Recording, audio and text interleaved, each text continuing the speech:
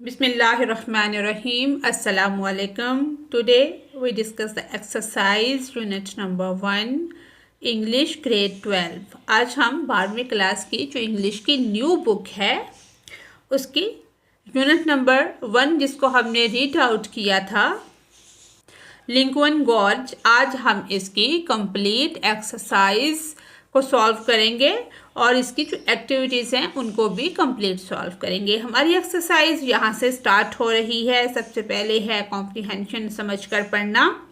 Answer the following questions, ये वाले जो क्वेश्चन हैं दर्ज सैल सवालात के जवाब दें।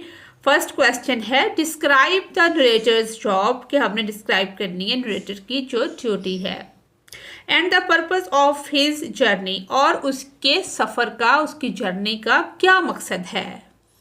इसका आंसर है the narrator is the materials department chief working on the railway construction project. Ravi जो है, नरेटर जो है, रेलवे के तामीराती मंसूबे पर काम करने वाले मटीरियल डिपार्टमेंट के चीफ हैं। हिज पर्पस, उनका जो मकसद है, इज़ टू रीच, पहुंचना है, the material depot to overseas supplies and ensure that resources are available where needed, कि इनका जो मकसद है कि सप्लाई की निगरानी के लिए मवाद के डिपो तक पहुंचना और इस बात को यकीनी बनाना कि जहां ज़रूरत हो वहां वसाइल दस्तयाब हों। He has been walking along the planned railway route for 40 kilometers. वो अपनी ड्यूटी के लिए क्या करते हैं, 40 किलोमीटर का जो मंसूबा है रेलवे रूट के साथ साथ, इवन दो हैवी स्नो, कि हालांकि शदीद बर्फबारी हो रही है, to perform his duty through heavy snow में भी वो अपनी ड्यूटी को परफॉर्म कर रहे हैं। His role is essential for the construction to move forward smoothly, यानी कि वो शदीद बर्फबारी में भी पैदल चल रहे हैं, इसलिए कि तामीर को आसानी से आगे बढ़ाने के लिए उनका जो किरदार है वो ज़रूरी है, क्योंकि वो चीफ हैं। उन्होंने मटीरियल जो है वो टाइम पर जहाँ जहाँ ज़रूरत होती है वहाँ पहुँचाना होता है। सेकेंड क्वेश्चन है explain the reason which compel the narrator to take rest for few hours, कि रावी जो है नरेटर को जो महसूस हो रही है सर्दी, वो वजह हमने बयान करनी है जिससे रावी को चंद घंटे आराम करने की ज़रूरत महसूस हुई या उसने फील किया, या उस वजह को हमने बयान करना है जिसने मजबूर किया नरेटर को, रावी को चंद घंटे आराम करने पर। तो इसका आंसर है the narrator is cold, hungry and physically exhausted.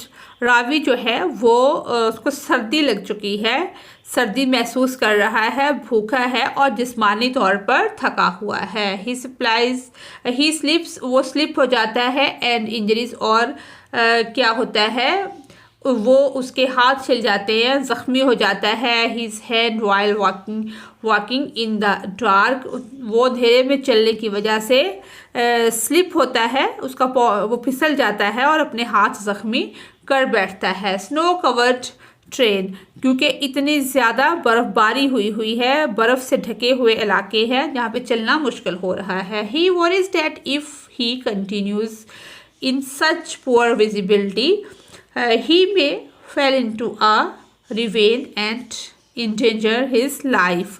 वो कहता है कि अगर इसी तरह की सूरत हाल में मैं चलता रहा, कि मुझे ख़दशा है कि इस तरह की ख़राब सूरत हाल में, स्नोफॉल में मैंने अपना सफ़र जारी रखा तो मैं किसी खाई में गिर सकता हूँ।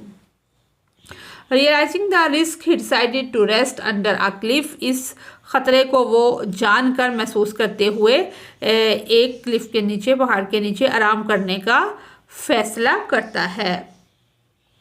क्योंकि हमने इसकी ट्रांसलेशन में पढ़ा था, उसने कहा था कि मैं 10 o'clock तक भी अपनी ड्यूटी पे पहुंच जाऊं तो मसला नहीं है, मेरे पास थोड़ा सा टाइम है आराम करने के लिए।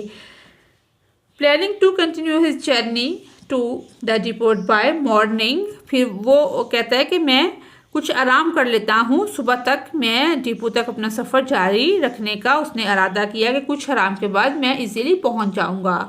His decision is based on both physical limitation and the need for safety. कि इसका जो फैसला है वो जिस्मानी हदबंदी और हिफाजत के ज़रूरत कि उसको ज़रूरत है हिफाजत की भी, और वो थका हुआ भी है, भूखा भी है और उसको सर्दी भी लग रही है, कि दोनों सूरतों में दोनों चीज़ों पर मबनी है, थका हुआ भी है और भूखा भी है। थर्ड क्वेश्चन है what was Chengyu's reply. Chengyu का जो जवाब था when the narrator asked why isn't anybody home. Chengyu का जवाब था जब रावी ने पूछा कि कोई घर क्यों नहीं है।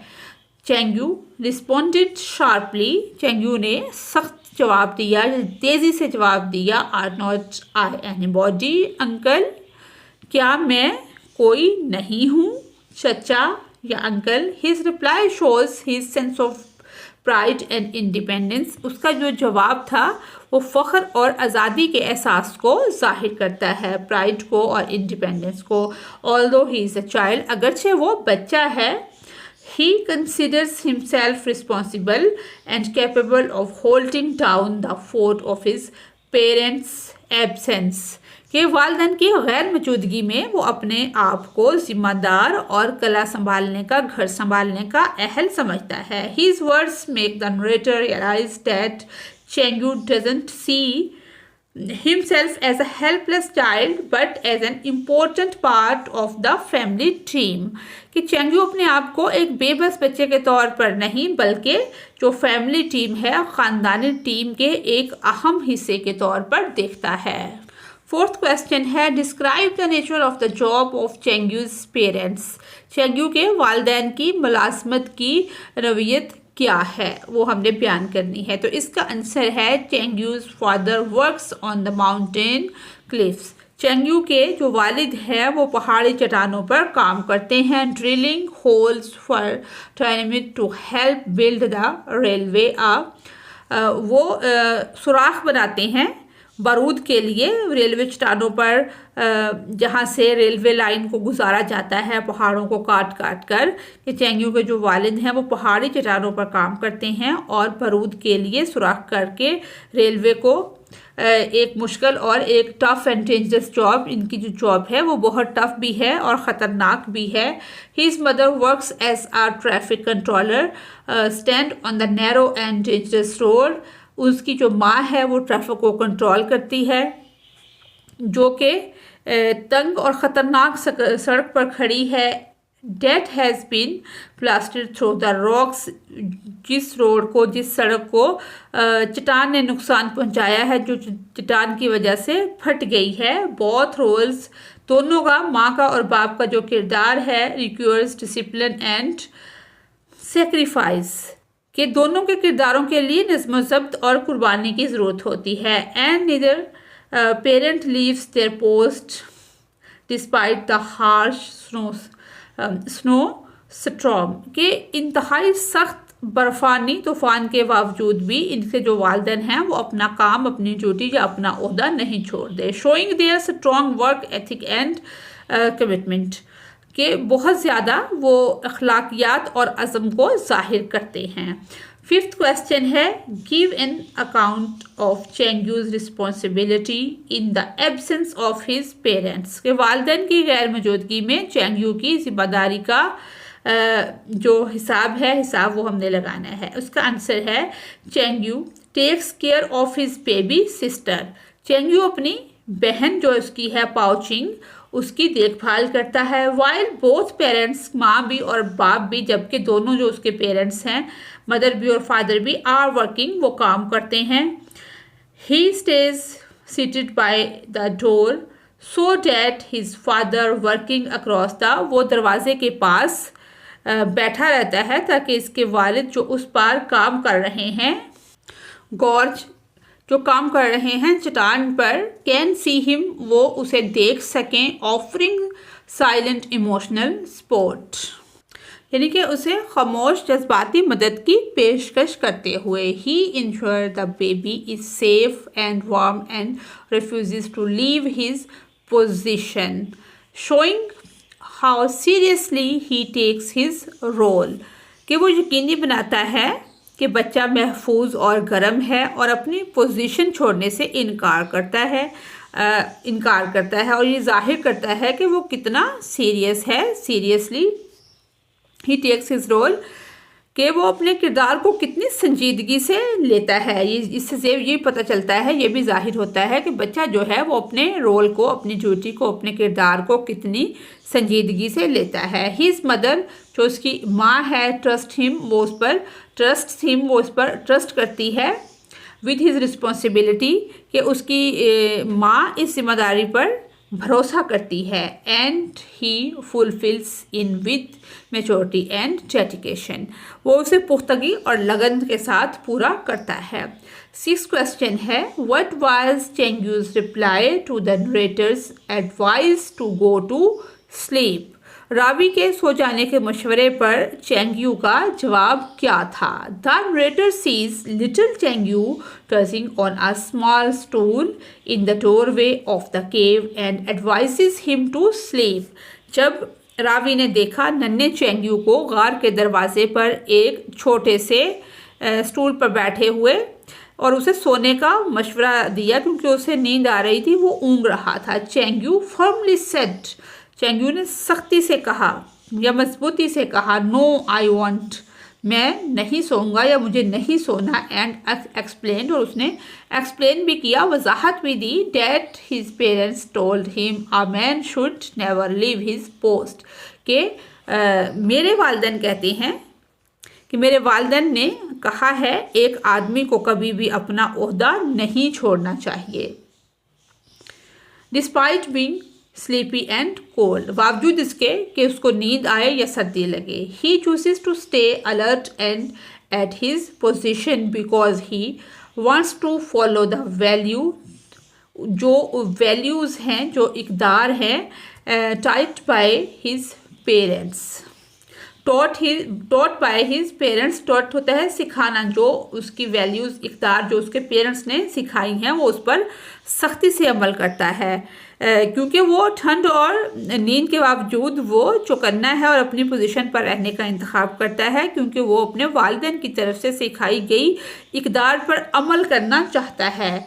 हिज शोज, ये चीज़ शो करती है his deep sense of duty and personal honour, कि इसकी फ़र्ज शनासी और ज़ाती इज़्ज़त का गहरा एहसास ये चीज़ जाहिर करती है। 7th क्वेश्चन है, how does the narrator act in the final paragraph, what is waiting for him, कि आखिरी पैराग्राफ में रावी कैसे काम करता है और इसका इंतज़ार जो है वो क्या है।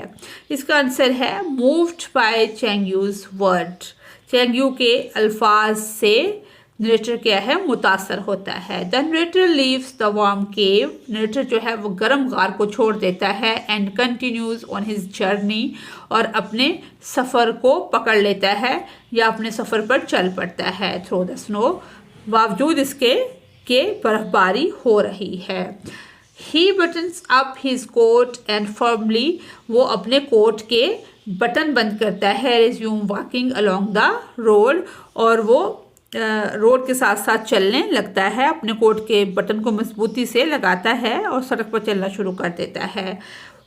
What awaits him is his own duty as the chief of the materials department, a job that must be done regardless of personal discomfort। अब वो कहता है कि वो जो इस चीज़ का मुंतज़र है कि वो डिपार्टमेंट, मटेरियल का जो डिपार्टमेंट है उसके सरबराह की हैसियत से उसका ये फ़र्ज़ है कि वो ज़ाती तकलीफ़ से कतार नज़र अपने काम पे जाए, कि ज़ाती तकलीफ़ को वो मसला मत डिस्कस करे या उस पर मत तवज्जो दे, अपने काम पे ज़्यादा फोकस करे। The children's commitment remind him of his importance of fulfilling his responsibility. जो बच्चे की बात थी, बच्चे की कमिटमेंट ये है कि अ man should never leave his post, कि कभी आदमी को, इंसान को अपनी ड्यूटी नहीं छोड़नी चाहिए, कि बच्चे के का जो असम है वो अपनी जिम्मेदारियों को निभाने की अहमियत की याद दिलाता है। 8th क्वेश्चन है, what ideas were conveyed in the story about work, कि काम के बारे में कहानी में क्या ख्यालात पेश किए गए हैं। The story emphasizes the value of responsibility, discipline and commitment to one's duties. कहानी जिम्मेदारी, नज़्म-ओ-ज़ब्त और अपने फ़राइज़ से वाबस्तगी की कदर पर जोर देती है. It shows, ये जाहिर करती है, that every job, इससे पता चलता है कि हर काम चाहे whether it is blasting mountains, directing traffic or caring for a baby is important. कि इससे पता चलता है कि हर काम, चाहे वो पहाड़ों को धमाके से उड़ाना हो, ट्रैफिक को हिदायत देना हो या बच्चे की देखभाल करना हो, इम्पोर्टेंट है, अहम है. Work is shown not only as a physical task but as a secure of pride and identity. Work क्या है कि काम न सिर्फ जिस्मानी काम के तौर पर बल्कि फ़ख्र और शनाख्त के ज़रिए के तौर पर भी दिखाया गया है. Even young Chengyu understand this, यहाँ तक कि नौजवान चेंग्यू भी इसे समझता है. And his dedication teaches the adult narrator a powerful lesson about not abandoning one's role. यानी कि यहाँ तक कि वो नौजवान चेंगू जो है वो इसे समझता है कि इसकी लगन बालिग रावी को अपने किरदार को तर्क ना करने के बारे में एक ताकतवर सबक देती है. नो मैटर, ये मैटर नहीं करता, चाहे द सर्कमस्टेंसेस के हालात कुछ भी हों, चाहे हालात कुछ भी हों, कि बच्चे की जो एडवाइस है या बच्चे के जो वर्ड हैं वो काम की लगन को उभारते हैं. 9th क्वेश्चन है, do you think it is an inspirational story. आपके ख्याल में क्या आपको कोई इंस्पिरेशन इससे मिली है, इस कहानी से आपको कोई मोटिवेशन मिली है. If so support you answer with evidence. आपने अपने आंसर की हमायत के लिए सबूत भी साथ फ्राहम करना है. आप इसको अपने वर्डिंग में भी लिख सकते हैं. जो जो आपको इससे इंस्पिरेशंस मिली हैं, मोटिवेशन मिली हैं, वो आपने बयान करनी है. यस, जी हाँ, it is a deeply inspirational story. ये गहरी मुतासर कुन कहानी है. द करेक्टर ऑफ चेंग्यू, चेंग्यू का जो किरदार है, despite being a small child, छोटा बच्चा होने के बावजूद, शो ग्रेट मैच्योरिटी, बड़ी पुख्तगी जाहिर करता है, करेज एंड रिस्पॉन्सिबिलिटी, हिम्मत और जिम्मेदारी को जाहिर करता है. His decision to stay awake and at his post, जागते रहना और अपनी पोस्ट पर रहना, simply so his father can see him, कि उसका बाप उसे देखता रहे या आसानी से देख सके. From across the gorge is touching and powerful, के जागते रहने का फ़ैसला और अपनी पोस्ट पर रहना ताकि वालिद घाटी के उस पार से उसे देख सके. छोटे बच्चा जो है ये इसकी बहुत ज़्यादा हार्ट टचिंग या पावरफुल वर्डिंग है कि वो अपनी बहन की देखभाल करता है, हर काम अपना अच्छे तरीके से कर रहा है. The way he cares of his sister and proudly speak of his parents work reflect, यानी कि वो प्राउडली बताता है कि मेरे पेरेंट्स काम करते हैं. Work reflects strength and resilience, कि इसकी मिसाल रावी को आगे बढ़ने में मदद देती है कि वो फ़ख्र से बताता है कि वो अपने वालिदैन के काम के बारे में फ़ख्र से कहता है, वो ताकत और लचक को जाहिर करता है. हिज एग्जाम्पल्स, ये जो मिसालें हैं, इंस्पायर करती हैं द नरेटर रावी को to push forward in his own duty, कि अपने काम की तरफ बढ़ाती हैं, अपने उसे आगे बढ़ने की तरगीब देती हैं. Showing that inspirations can come from even the youngest among us. मिसाल छोटी हो या बड़ी, कोई भी अच्छा सबक है वो हमें छोटे से मिले या बड़े से मिले तो हमें ले लेना चाहिए. यानी कि जिससे ये जाहिर होता है कि जो सबक है, या यानी कि इंस्पिरेशन का मतलब यहाँ पे अल्हाम भी कह सकते हैं. इसका मतलब यही होता है कि मोटिवेशन जो है वो हम छोटों से भी ले सकते हैं, बड़ों से भी ले सकते हैं. मोटिवेशन हमारे दरमियान छोटों से भी आ सकती हैं और बड़ों से भी आ सकती हैं. नेक्स्ट पॉइंट है, चूज़ द बेस्ट ऑप्शन. हमने बेहतरीन ऑप्शन का इंतखाब करना है. Construction in the gorge was going in feverishly. इसका सही जवाब है I noticed a path leading to a cave, जैसा कि हमने रीडिंग में पढ़ा था. As soon as we get our telephone, जब उसने कहा था कि हम आसमान से रब्ता करेंगे तो फिर बताएंगे कि मौसम की सूरत हाल, वेदर अपडेट क्या हैं। तो ये करेक्ट आंसर है। नेक्स्ट क्वेश्चन जो है क्वेश्चन सी, ये जो मुसन्नफ़ हैं उनकी जो चॉइस है कि author's choice is concerning how to structure specific part of the text. ये कुछ चीज़ें हैं जिनको हमने जस्ट रीड आउट करना है कि बिगनिंग यानी कि आगाज़ जो है वो स्टोरी की सेटिंग क्या है, आगाज़ क्या है और नरेटर की वॉइस उसमें कैसी है, पॉइंट ऑफ व्यू क्या है, यानी कि प्लॉट का स्ट्रक्चर क्या है और रेजोल्यूशन क्या है, उसके अंदर क्या रिजल्ट उसका निकलता है। उसके बाद जो करने वाला काम है वो है एक्टिविटी। ये करना है रीड द अबव स्टोरी, ये वाली जो स्टोरी है इसको जस्ट रीड आउट करना है केयरफुली, एहतियात से, and answer the following questions. इन सब सवालों के हमने जवाब देने हैं। अब हम इनके जवाब की तरफ आते हैं कि सबसे पहले है टेक्स्ट टाइटल। इसका हमने टाइटल देना है अ man should never leave his post, कि आदमी को, इंसान को अपनी पोस्ट या अपनी जगह कभी नहीं छोड़नी चाहिए। इसके राइटर आइथर जो हैं टू पेंचिंग। सबसे पहले है बिगनिंग यानी कि आगाज़, हुक, सेटिंग एंड सेंस, के मंजर तरतीब देना। How does the author grab your attention at the beginning, easy action, action scene, question, character, introduction, के मुसन्नफ़ ने शुरू में आपकी तवज्जो को कैसे मुसन्नफ़ जो है वो हासिल करता है। मिसाल के तौर पर एक्शन सीन, सवाल और किरदार का तारुफ। तो इसका जवाब है the either use an action filled and vivid description of a snow storm in a dangerous setting, के एक ख़तरनाक सेटिंग है डेंजरस माहौल में, कि मुसन्नफ़ ने ख़तरनाक माहौल में बर्फ़ानी तूफ़ान की कार्रवाई से भरपूर और वाज़िह तफसील का इस्तेमाल किया है। The narrator is alone struggling through deep snow and cold which immediately draws a reader into a tense situation, के रावी अकेला है, गहरी बर्फ़बारी और सर्दी से नबर्द आसमां है जो कारी को फौरी तौर पर एक कशीदा सूरत हाल में खींच लाता है। सेकंड क्वेश्चन है what is the initial impression you get of the word and characters based on the opening, के आगाज़ की बुनियाद पर दुनिया और किरदारों के बारे में आपको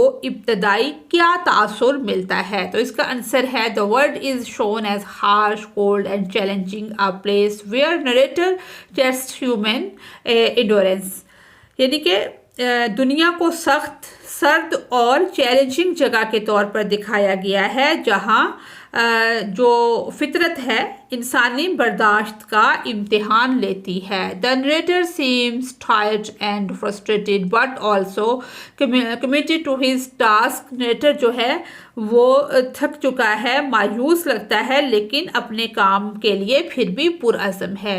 this creates a strong first impression of the challenging environment where duty still matter. ये एक चैलेंजिंग माहौल का एक मजबूत पहला तासुर पैदा करता है जहां ड्यूटी अब भी मैटर करती है या अहमियत रखती है।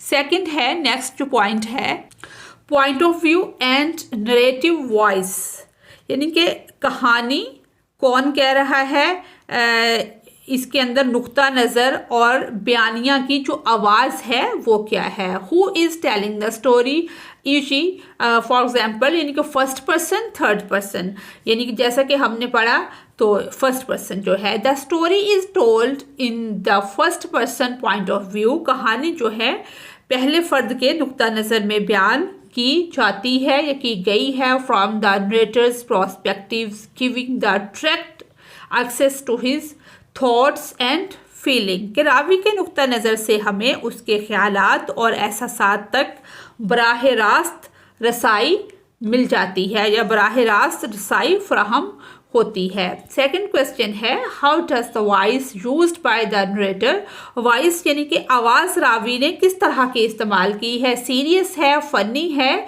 etc etcetera, affect your perception of the events and characters, कि संजीदा है, मुज़ीका खेज है, किस तरह की आवाज़ जो है वॉइस कैसी इस्तेमाल हुई है। इसका आंसर है the narrator use a serious and reflective tone, narrator ने, रावी ने संजीदा और जो अक्कासी करने वाला लहजा होता है वो इख्तियार किया है। Which helps the reader understand his struggle, जो हेल्प करता है पढ़ने वाले की कि उसकी स्ट्रगल को अंडरस्टैंड किया जाए। And admire the quiet strength of the people he meet, especially Cheng Yu, his voice add depth and emotion to the story, कि इसकी जद्दोजहद को समझने के लिए कारी की मदद होती है कि लोगों की खामोश ताकत की तारीफ़ करें जिससे वो मिलता है। ख़ास तौर पर चेंग यू, ये आवाज़ जो है कहानी में गहराई और जज्बात में इजाफा करती है। Plot structure, linear, flashback, for shadowing, अब जो प्लाट की साख्त है वो लकीरी है, फ्लैशबैक है या पेशीन गोई वाली है।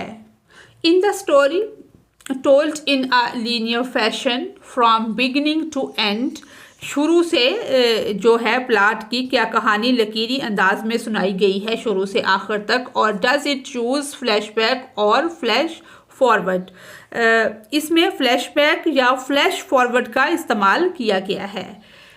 क्या इसमें यानी कि किस तरह से सुनाई गई है। The story follows a linear structure moving step by step through the narrator's journey, his discovery of the cave and his interaction with the boy. कहानी जो है वो एक लकीरी साख्त की पैरवी करती है। रावी के सफ़र, उसका आगाज़, यानी कि कैसे वो एंटर हुआ, गार की दरियाफ्त हुई और लड़के के साथ जो मिला, उसके तामुल के ज़रिए कदम बे कदम आगे चलती है। नेक्स्ट क्वेश्चन है आर देयर एनी हिंट्स और क्लूज, कोई हमें इशारा या हमने कोई ना कोई पेश कोई देनी है, कोई ना कोई हिंट्स और क्लूज हमने पेश करना है। Foreshadowing, suggesting future events, if so what are they. अब वो कहता है कि क्या मुस्तकबिल के वाक़यात की तजवीज़ करने वाले कोई इशारे या पेशगोई आपने करनी है, अगर ऐसा है तो वो क्या हैं, क्या इशारे हैं या क्या पेशगोई है। Yes, when the narrator worries about falling into a ravine और getting lost in the dark, जब रावी जो है वो खाई में गिरने या अंधेरे में गुम हो जाने की फ़िक्र करता है। It hints at the danger ahead and add suspense to what might happen next. इससे क्या होता है तो ये आगे के ख़तरे की तरफ इशारा करता है और इसके बाद क्या हो सकता है, यानी कि एक सस्पेंस, शक पैदा होता है। नेक्स्ट क्वेश्चन है how does the order in which events unfold affect the suspension, surprise और overall mystery of the story, के वाक़यात जिस तरतीब में सामने आते हैं वो कहानी के सस्पेंस, हैरत या मजमूई इसरार को कैसे मुतासर करते हैं। The slow unfolding of events, वाक़यात का आहिस्ता आहिस्ता मंजर आम पर आना, स्पेशली ख़ास तौर पर the discovery of a young boy alone in the केव, गार में ख़ास तौर पर अकेले नौजवान का बच्चे का होना, builds emotional surprise and makes the story more engaging. इससे क्या होता है कि गार में एक अकेला नौजवान लड़के की दरियाफ्त जज्बाती हैरत पैदा करती है और कहानी को मज़ीद दिलचस्प बनाती है। It is also shifts the focus from physical struggle to emotional insight, ये जिस्मानी जद्दोजहद से जज्बाती बसीरत की तरफ भी तवज्जो को मरकूज करती है। नेक्स्ट है pacing, fast pace, slow burn, यानी कि तेज़ रफ्तार, सुस्त बर्न जो है ये मसलन के इसके बारे में हम समझ लेते हैं कि would you describe the pacing of story, क्या आप कहानी की जो रफ्तार है वो सुस्त है, तेज़ है या कैसी है। एज फास्ट पेस्ड और slow burning. Provide example from the text support your answer, कि क्या आपकी कहानी की रफ्तार सुस्त या तेज़ रफ्तार है के तौर पर बयान करते हैं, जो आपके जवाब की तायद के लिए हमने मिसालें भी फ्राहम करनी है। The story is slow burn, कहानी जो क्या है एक धीमे तरीके से आहिस्ता आहिस्ता चलती है। बर्न का मतलब जलना है, लेकिन यहाँ पे जलना नहीं, हम बोलेंगे कि आहिस्ता आहिस्ता बयान करता है। नरेटर एक एक वाक़े को जहन में उतारने की कोशिश करता है। It takes time to describe the setting, तरतीब जो है यानी कि जो रावी की जद्दोजहद है, the narrator struggle and the quiet and powerful action of Chengyu, कहानी एक धीमे अंदाज में चलती है। तरतीब रावी की जद्दोजहद और चेंगयू के पुरसकून लेकिन ताकतवर अमाल को बयान करने में थोड़ा सा वक्त लगता है। फॉर एग्जाम्पल, मिसाल के तौर पर, several line are spent to describing the snowy gorge and the quiet moments in the cave, कि मिसाल के तौर पर कई सतरें जो हैं बर्फानी घाटी और गार में मौजूद लम्हात को बयान करने में सर्फ की गई हैं। नेक्स्ट है question, how does the pacing affect the mood और टेंशन ऑफ द स्टोरी, कि रफ्तार कहानी के मिजाज या तनाव को कैसे मुतासर करती है। The slow pace creates a thoughtful and emotional mood, धीमी रफ्तार एक सोचे समझे और जदीद इम्तजाज को पैदा करती है। It allows the reader to feel the sharply of the narrator and understand the deep sense of responsibility shown by Chengyu, कि ये कारी को रावी को महसूस करने और चेंगयू की तरफ दिखाए गए जिम्मेदारी के गहरे एहसास को समझने में मदद देती है। एंडिंग जो इसका इख्तिताम है, रेजोल्यूशन और cliffhanger. Does the story have a clear resolution और it is left open ended, कहानी का वाजिया हल है या उसे खुला छोड़ दिया गया है। The story has a clear resolution, यानी कि स्टोरी जो है वो एक क्लियर रेजोल्यूशन वाजिया हल रखती है या कहानी का वाजिया हल है। The narrator is inspired, narrator जो है वो मुतासिर होता है by the child sense of duty and decided to leave the cave, और वो उसके फर्स्ट शनास रवैये से मुतासर होता है और गार को छोड़ने का फैसला करता है। And continue his journey despite the harsh weather, कि सख्त मौसम के बावजूद गार छोड़ने और अपना सफ़र जारी रखने का फैसला करता है।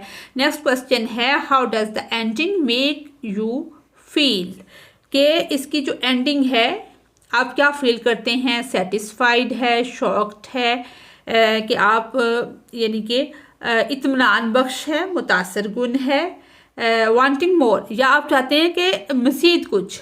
The ending feels satisfying and inspiring, इसकी जो इख्तिताम है, जो इसका एंड है वो क्या है, वो आप उससे मुतमिन हैं और मुतासर गुन महसूस होता है। It leaves the reader with a sense of respect for the value of dedication even in the most difficult condition, कि ये कारी को इंतहाई मुश्किल हालात में भी लगन की इक़दार के एहतराम का एहसास दिलाती है। नेक्स्ट क्वेश्चन है, how does the author choice of ending impact the overall meaning of the work, कि मुसन्निफ का इख्तिताम का जो इंतखाब है वो काम के मजमूई मानी को कैसे मुतासर करता है। ओवरऑल मीनिंग, मजमूई मानी। The ending reinforce the story's main theme, इख्तिताम कहानी के मरकज़ी मौजू को तक़वियत देता है। रिस्पॉन्सिबिलिटी एंड ड्यूटी, जिम्मेदारी और फ़र्ज़ जो है, आपकी ड्यूटी जो है। The narrator decision to move forward shows how even a child's quiet strength can inspire other to keep going, कि किस तरह एक बच्चे की खामोश ताकत भी दूसरों को आगे बढ़ने की तरगीब देती है, कि रावी का जो आगे बढ़ने का फ़ैसला है वो उसको जाहिर करता है कि किस तरह बच्चे की खामोश ताकत भी दूसरों को आगे बढ़ा देती है।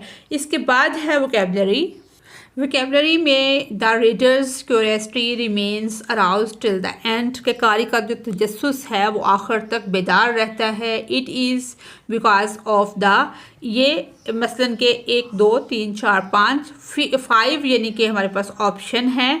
इनमें से हमने जो भी हमें बेस्ट लगे कि अफेक्टिव सब्सटेंस की वजह से, या इंटरेस्टिंग डायलॉग की वजह से, या strong character of the little boy, या स्ट्रॉन्ग करैक्टर की वजह से, जो आपको आंसर पसंद आएगा आपने उसकी रीज़न बयान कर देनी है। तो इसमें द बेस्ट आंसर है, कहते हैं the best answer is C, strong character of the little boy, कि छोटे लड़के का मजबूत किरदार। अब रीज़न इसकी वजह क्या है? The central force that keeps all reader engaged till the end until the end is Chang-Yu's strong character and powerful responsibility, powerful personality। वो कहता है कि मरकज़ी क़ुव्वत जो कारी को आखिर तक मशगूल रखती है वो है चैंग-यू का मजबूत किरदार और ताकतवर शख्सियत। Despite being a young child, his mature behavior, sense of duty and emotional strength deeply impact the narrator and the reader। कि एक छोटा बच्चा होने के बावजूद उसका बालिग रवैया, एहसास फ़र्ज और जज्बाती क़ुव्वत अरादी जो है, वो जज्बाती क़ुव्वत जो है वो रावी और कारी को गहरा मुतासर करती है। His quiet strength is the heart of the story and holds the reader's attention right to the end। वो कारी को, इसकी खामोश ताकत कहानी का दिल है और कारी की तवज्जो को आखिरी दम तक या आखिर तक अपनी तरफ रखती है। नेक्स्ट है, while the other option contribute to the story, his character is the key reason, curiosity and emotional connection last through to the end। कि जबकि दूसरे जो ऑप्शंस हैं, जो दूसरे ये वाले ऑप्शन दिए गए हैं, ये भी कहानी में हिस्सा डालते हैं। इनका किरदार जो है अहम वजह तजस्सुस और जज्बाती ताल्लुक़ है जो आखिर तक कायम रहता है। जी, नेक्स्ट हमारा पॉइंट है 7 एलिमेंट्स ऑफ स्टोरी राइटिंग। कहानी को लिखने के या कोई भी स्टोरी राइट हम करते हैं तो 7 एलिमेंट होते हैं। प्लॉट होता है, कैरेक्टर्स होते हैं, सेटिंग होती हैं, कॉन्फ्लिक्ट्स जो तसाद हो जाते हैं या कोई मुतसादम रवैया सामने आ जाता है वो होता है, थीम होता है, पॉइंट ऑफ व्यू होता है और टोन होती है। अब इससे रिलेटेड जो एक्टिविटी है वो ये है, एक्टिविटी ने हमने ये करना है, एवरूड द पार्टिकुलर एलिमेंट्स, हमने जो मखसूस अनासर है उसका अंदाज़ा लगाना है ऑफ द स्टोरी, कहानी के। That how the setting shapes the characters और प्लॉट के जो अनासर का अंदाज़ा जब हम लगाएंगे कि तरतीब जो है वो किस तरह किरदारों या प्लाट की तश्कील करती है, तो इसका आंसर है प्लॉट, द सेटिंग।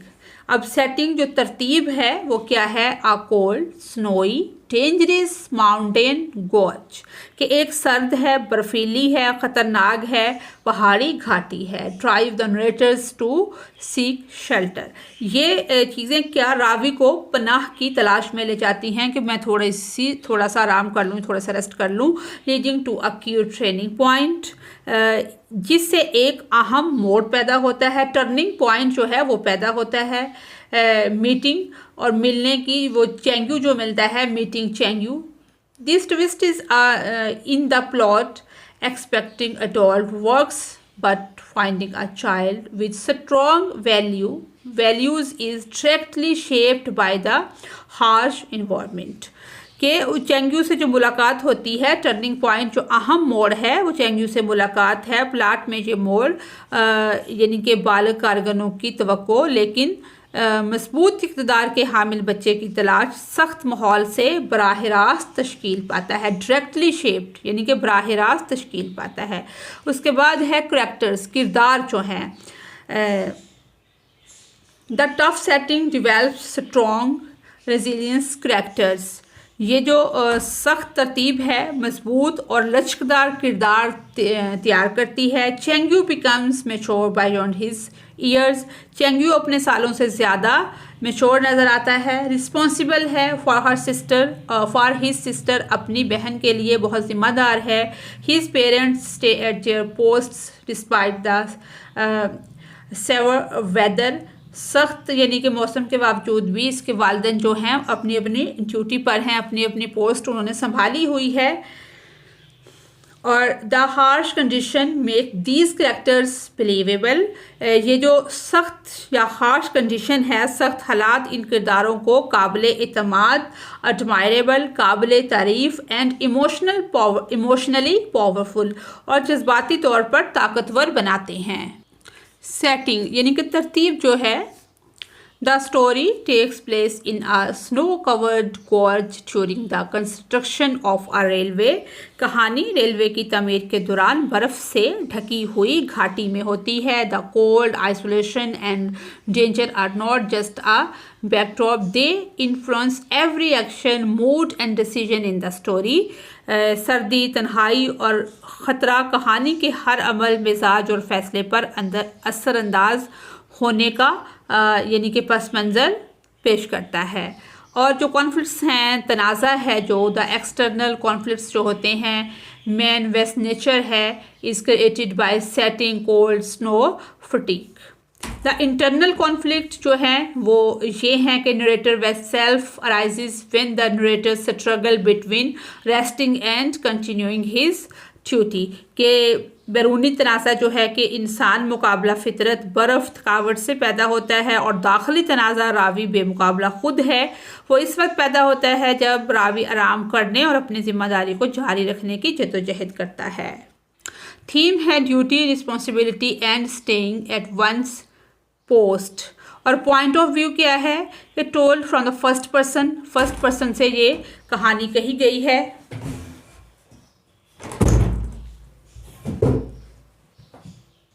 यानी कि थीम इसका duty, responsibility and staying at one's post, के अपनी पोस्ट पर रहना, अपनी जगह और अपनी ड्यूटी ना छोड़ना। पॉइंट ऑफ व्यू क्या है, फर्स्ट पर्सन, यानी कि जो नरेटर है वो फर्स्ट पर्सन है। और टून इसकी क्या है कि सीरियस है, रिफ्लेक्टिव है एंड रिस्पेक्टफुल है। नेक्स्ट हमारी यानी कि ऑरल कम्युनिकेशन है। इसके बाद है इन्फ्रेंस यानी कि अंदाज़ा लगाना। How can struggle and persistence pave the way to prosperity, कि जद्दोजहद और इस्तकामत खुशहाली की राह कैसे हमवार कर सकती है। Struggle and persistence build resilience, determination and problem solving skill. जद्दोजहद और इस्तकामत से लचक, अज़म और मसला यानी कि पैदा करने की, मसले को सॉल्व करने की सलाहियत पैदा होती है। व्हेन पीपल कंटिन्यू वर्किंग, जब लोग मुसलसल काम करते हैं, हार्ड, सख्त, डिस्पाइट चैलेंजेस के बावजूद, they gain experience and strength, वो तजर्बा और ताकत हासिल करते हैं। Over time this efforts lead to progress and success, वक़्त के साथ साथ इनकी कोशिशें तरक्की और कामयाबी का बायस बनती हैं। Many successful individuals have faced hardship but achieved prosperity because they never give up. कोई भी बंदा है अगर वो मुसलसल जद्दोजहद करता है तो यकीनन उसको कामयाबी मिलती है। कहता है कि बहुत से कामयाब अफराद ने मुश्किलात का सामना किया लेकिन खुशहाली हासिल की, क्योंकि उन्होंने कभी गिव अप नहीं किया, कभी हिम्मत नहीं हारी। Therefore resistance turns failure to stepping stones toward a better future. यानी कि बहुत ही प्यारी लाइन है कि लिहाजा इस्तकामत नाकामी को बेहतर मुस्तकबिल की तरफ कदम बढ़ाने में बदल देती है। सेकंड है responsibility towards duty can save problem from embarrassment. Do you agree, कि फ़र्ज़ की तरफ जिम्मेदारी लोगों को शर्मिंदगी से बचा सकती है। क्या आप इससे एग्री करते हैं या disagree? Yes, fulfilling once duty shows discipline and reliability, कि जी हाँ, अपने फ़र्ज़ को पूरा करना नज़्म ज़ब्त और काबिल एतमाद होना या काबिल एतमादी को ज़ाहिर करता है। व्हेन पीपल एक्ट रिस्पॉन्सिबली, जब लोग ज़िम्मेदारी का मुज़ाहरा करते हैं, दे अवॉइड मिस्टेक्स, वो गलतियों से बचते हैं, then can lead to a blame और शेम, तो क्या होता है कि शर्मिंदगी का बायस नहीं बन सकते वो लोग जो गलतियों से बचते हैं, वो इल्ज़ाम या शर्मिंदगी का बायस नहीं बनते। फॉर एग्जाम्पल, अ स्टूडेंट मिसाल के तौर पर एक तालिबे इल्म हु स्टडीज़ रेगुलरली, जो मुसलसल मेहनत करता है, रेगुलर बाकायदगी से अपना सबक याद करता है, विल नॉट फेस एम्बैरसमेंट, वो कभी भी शर्मिंदा नहीं होगा इन एग्जाम्स के अंदर। एंड अ वर्कर, और जो वर्कर है, who complete task on time earns respect, जो टाइम पर अपने टास्क को पूरा करेगा तो क्या होगा, उसको इज्जत मिलेगी। Responsibility builds trust and protect one's reputation, helping avoid situations that cause जो काज बनती हैं, काज एम्बैरसमेंट के एतमाद जो है, जिम्मेदारी जो है वो एतमाद पैदा करती है और किसी की साख की हिफाजत करती है, ऐसे हालात में बचने से मदद करती है जो शर्मिंदगी का बायस बने। नेक्स्ट है जी वोकैबुलरी एंड ग्रामर। ग्रामर और वोकैबुलरी ये पिछली जमातों में हम सीख चुके हैं। जितने भी हमारे टेंस हैं मीन के 12, इनके हमने 2-2 सेंटेंस लिखने हैं जी। बिल्कुल सिंपल सेंटेंस हैं, जैसे सिंपल प्रेजेंट टेंस है, he plays football every evening. Second sentence जो है, we eat breakfast at 8 AM। इसी तरह से ये कंप्लीट 2 एग्जाम्पल्स हैं। नेक्स्ट है जेरेंट्स, इन्फिनिटिव एंड पार्टिसिपल्स।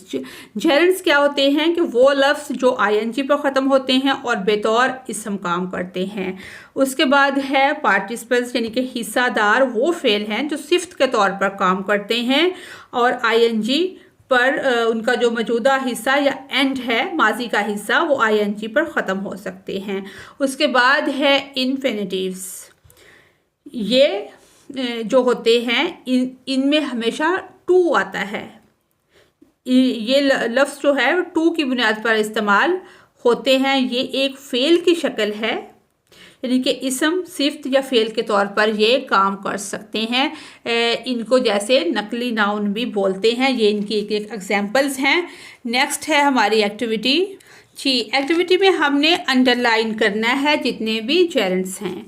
सबसे पहले ING पे ये ख़त्म होते हैं। फर्स्ट इसको हम अंडरलाइन करेंगे, सेकंड ये है और फोर्थ जी। सेकंड वाले में लर्निंग भी है और ये भी है, कुकिंग है, वर्किंग है। नेक्स्ट पॉइंट है underline the infinitive in each sentence. अब हम इनको अंडरलाइन करते हैं, यानी कि इसमें to eat, to teach, to refill, to clean और टू होस्ट। नेक्स्ट पॉइंट है, इनको हमने कंप्लीट करना है। ये हमने कंप्लीट करने हैं, यानी कि बीट की बिटन आएगा, गो, कौन आएगा, ये सारे कंप्लीट हो चुके हैं। नेक्स्ट जो पॉइंट D है, एस्पेक्ट ऑफ टाइम, यानी कि वक्त का जो पहलू है, करेक्टली यूज़, सही इस्तेमाल इसका करना है स्पीच में और राइटिंग में। अब टेंस वर्सेस एस्पेक्ट्स, यानी कि दोनों का मुकाबला है। पहले है टेंस। टेंस इंडिकेट्स, टेंस जो है वो निशानदही करता है कोई लोकेशन है, वाक़या है उसकी। और जो एस्पेक्ट है वो इस बात को इंडिकेट करता है या निशानदही करता है कि किस तरह एक अमल, हालत या वाक़या वक्त के बहाव से मुतल्लिक है। और इस तरह से there are 2 tenses in English, past and present के अंग्रेज़ी में 2 यानी कि अदवार हैं, माजी और हाल। और देयर आर 4, इसमें क्या है, 4 एस्पेक्ट्स हैं इन इंग्लिश। सिंपल, प्रोग्रेसिव है, परफेक्ट है एंड प्रोग्रेसिव और परफेक्ट है। और जो टेंस होते हैं ये मुकम्मल तौर पर ग्रामेटिकल कैटेगरी में आते हैं और ये सब कैटेगरी जो टेंसेस की है उसमें आते हैं। नेक्स्ट ये सेंटेंस दिए गए हैं, हमने बताना है कि ये जो टेंस है इसमें कौन सा इस्तेमाल हुआ है और जो टाइम है वो कौन सा इस्तेमाल हुआ है। जैसे I woke up early in this morning, अब टेंस इसमें क्या है, पास्ट, और टाइम क्या है, specific point in time, early this morning. इसी तरह से नेक्स्ट है वो usually go to the park on weekend. Tense इसमें क्या है, प्रेजेंट, और टाइम क्या है, हैबिचुअल, कि ऑन वीकेंड, ये आदत है हम वीकेंड पे जाते हैं। नेक्स्ट में जो टेंस है वो फ्यूचर, क्योंकि विल भी आया है, she will be travelling to Europe next summer. Tense जो है वो फ्यूचर है, time specific point in time next summer है। और नेक्स्ट जो है इसमें जो टेंस इस्तेमाल हुआ है ये प्रेजेंट है और टाइम क्या है, हैबिचुअल है। फिफ्थ में they were working on a project, tense क्या है, पास्ट है और टाइम ऑनगोइंग है। नेक्स्ट है राइटिंग जो स्किल्स होती हैं वो हैं एक्टिविटीज़ से रिलेटेड। ये है कि हमने एक जो पैसेज है उसको एहतियात से पढ़ना है और उसकी जो ग्रामेटिकल मिस्टेक्स हैं, पंक्चुएशंस वगैरह वो लगानी हैं।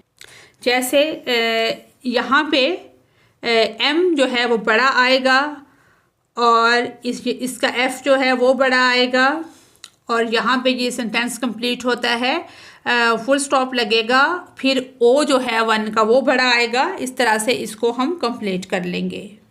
जी, जब राइटिंग स्किल्स हमने सीखनी है तो कुछ ना कुछ लिखना भी होगा। लाजमी बात है कि मल्टीपल पैराग्राफ जो होते हैं, ऐसे होते हैं, स्टोरी होती हैं, मल्टीपल स्टेंसेस होते हैं, इनको लिखने के लिए हम करेक्ट राइटिंग का इस्तेमाल करते हैं जिसमें स्पेलिंग करेक्ट हो, ग्रामर मिस्टेक ना हो और कैपिटलाइजेशन, पंक्चुएशन सब कुछ ठीक हो। इससे रिलेटेड जो एक्टिविटी है कि using all necessary types of tenses correctly and eliminate of story writing, right a story. आपने एक स्टोरी लिखनी है, आप किसी भी टॉपिक पे लिख सकते हैं। तो ये एक स्टोरी है